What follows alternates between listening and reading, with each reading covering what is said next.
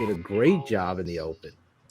What was she on, Claudio? Sports Center. Appearance on Sports Center, Around the Horn, First Take. She's blowing up. Yeah, my son says every time Courtney's on Around the Horn, she wins. Every time I watch. Hey, winners gotta win. Maybe she could coach for the Bears too. If I got hired, Courtney would definitely be on my staff. Where she would coach, I'm gonna think about during this show. Let's bring her out though. The TTNL way, you know her, ESPN's Bears beat reporter, one of the best question asker. Yeah, there she is. I missed that. I haven't heard that in a while. Because remember, you told me that you were getting me a new intro. I like that one. Like, I don't think that's terrible. Away. I think that we should, resurrect that one when we need to. You changed the mic volume at Hallis Hall and became a legend. We'll have to send her that clip. Did that end up becoming a thing that actually carried on throughout the rest of the season? Could you hear the questions better? Holy shit, Courtney did it. Everybody in the crowd was like, the whole crowd was saying it.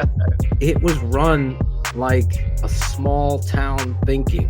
Am I correct there? And this guy is a complete 180. They, when Ted announces his retirement in the Dan Pompei breaks the story, and then the team officially announces it early September, right before week 1. And we know that he's going to make it through this season, but they never really said much about okay, when is his official end date? When are they going to start the replacement for search for his replacement? Of course, they hired a search firm. George McCaskey said they had a search that was international in scope. I'd love to know who some of those international candidates are. I know 2 of them were from FIFA. That's they were trying to do this thing differently. You know what I mean? It wasn't just, we've got somebody that we can promote from within. Let's look at this football team now, 3-13. Where is your focus now? The Bears have the first round pick. We'd be remiss how you feel this team should be built. Is there a big feeling for you that Justin Fields is that guy?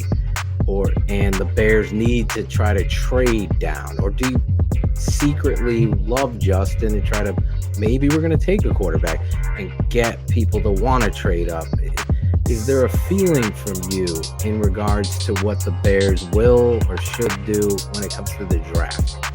I think they will trade back. I think it makes too much sense for a number of reasons. But before I even get into that, because I know early on, if you had even hinted at the idea that they might take a quarterback, and I understand it, but you're not doing you don't ever want to be in this spot. Seriously, because... Don't worry, I said the same thing. Got a lot of hate mail.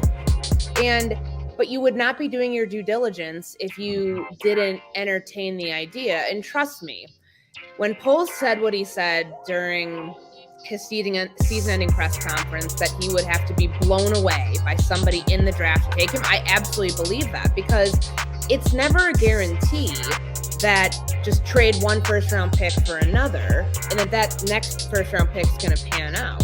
Where I stand on it right now, you have 4 to 6 potentially teams in the top 10 alone that are looking for quarterbacks that will either go to free agency or they'll end up trying to draft one. And when you have somebody who is the unquestioned leader of this team and does everything right off the field, and when you can have him take steps in certain areas to get better in certain things on the field, I don't feel like it's like getting off a winning horse at that point. I don't think they want to do that.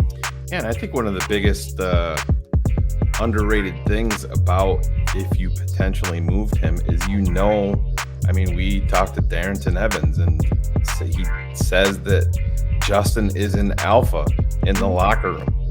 So just take talent away from it. You bring in Bryce Young, you bring in CJ Stroud. You have no idea if those guys are an alpha in the locker room. And that's exactly what you want from a quarterback, with a franchise that's never had that drop from Phil. He doesn't even realize what he said. Oh, no. Start off. I'm too easy. I just say Shane could attest. A huge Pete Carroll fan ever since he pinched my ass playing 3-on-3 basketball. He did. True story. He's trying to get every. Never been in a game like that, but I guess whatever floats your boat. You know, when you're doing a pick, he's sitting there fucking grabbing you. Oh, that fucking a guy when I was like doing a little deep dive into that shit.